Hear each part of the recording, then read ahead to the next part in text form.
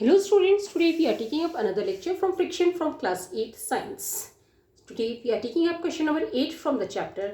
But before starting with the question, I would like to share something with you. मैंने अपने इस channel पे class 8 के mathematics के सारे चैप्टर्स के lectures along with exercise and examples upload करने शुरू कर दिया. आप जाके देख सकते हैं. जो स्टूडेंट्स क्लास 8 से क्लास 9 में मूव किए उनके लिए मैंने अपने नए चैनल पे मैथमेटिक्स के लेक्चर्स क्लास 9 की और साथ ही साथ क्लास 10th की अपलोड करने शुरू कर दिए हैं. आप जाके देख सकते हो, अपने फ्रेंड्स के साथ शेयर कर सकते हैं. So today we are taking up question number 8. So let's see what it is. Explain why sliding friction is less than static friction. हमें explain करके बताइए कि sliding friction है वो static friction से कम क्यों होता है.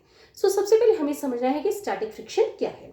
Static friction comes into play when we try to move an object from rest. Okay. Suppose एक ही ऑब्जेक्ट है जो कि ग्राउंड के ऊपर है. जब ये ऑब्जेक्ट ग्राउंड पे हुआ तो इसके बीच में और ग्राउंड के बीच के अंदर बहुत सारे प्लेसेस पे इंटरलॉकिंग होगी. जब हम इंटरलॉकिंग को ब्रेक करने की कोशिश करेंगे तभी हम इस ऑब्जेक्ट को मूव कर पाएंगे. तो हम इसके लिए क्या करेंगे, हम फोर्स अप्लाई करेंगे तो इंटरलॉकिंग ब्रेक होंगी और तब ये ऑब्जेक्ट मूव करेगी. इसे हम कहते हैं स्टैटिक फ्रिक्शन. ओके. और स्लाइडिंग फ्रिक्शन क्या है? Sliding friction comes into play when an object is sliding over another object. अब ये एक ऑब्जेक्ट है जो कि स्लाइड कर रही है ग्राउंड के ऊपर. ओके. हम क्या देख रहे हैं कि इनके बीच में इंटरलॉकिंग तो है बट ये इंटरलॉकिंग बहुत कम पीरियड के लिए रहती है और साथ ही साथ जो यहाँ की इंटरलॉकिंग है वो ओपन होती जाती है और नई इंटरलॉकिंग्स बनती जाती है. तो इंटरलॉकिंग्स बहुत कम टाइम के लिए स्टे करती हैं, इसलिए इन्हें ब्रेक करना हमारे लिए काफ़ी ईजी होता है. इसी वजह से स्लाइडिंग फ्रिक्शन है वो काफ़ी कम होता है स्टैटिक फ्रिक्शन के मुकाबले में. So now let's see the answer. Static friction comes into play when we try to move an object at rest.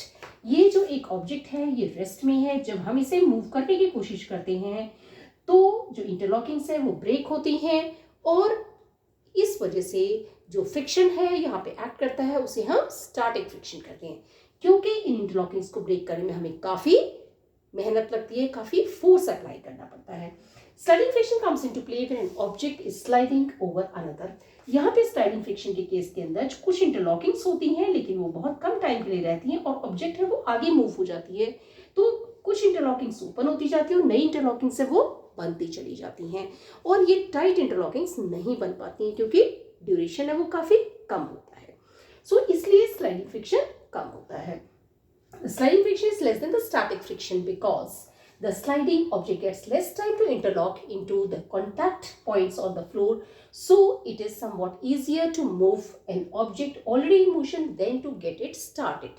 जो स्लाइडिंग फ्रिक्शन है वो कम होता है स्टैटिक फ्रिक्शन से क्योंकि जो स्लाइडिंग ऑब्जेक्ट है उसे बहुत कम टाइम मिलता है इंटरलॉक होने के लिए जो पॉइंट्स हैं उसके ग्राउंड पे और उन्हें इजीली ब्रेक किया जा सकता है और साथ ही साथ इजीली मूव किया जा सकता है ऑब्जेक्ट को जो कि ऑलरेडी मोशन में है, इसके बजाय जो ऑब्जेक्ट को हम रेस्ट की स्टेट से मूव करेंगे. So I hope I have tried to make the things clear. अगर आपको फिर भी कोई चीज़ नहीं समझ आए तो कमेंट बॉक्स में लिख के पूछ सकते हैं. वीडियो पसंद तो लाइक करें, चैनल को सब्सक्राइब करें, अपने फ्रेंड्स के साथ शेयर करें. Thank you.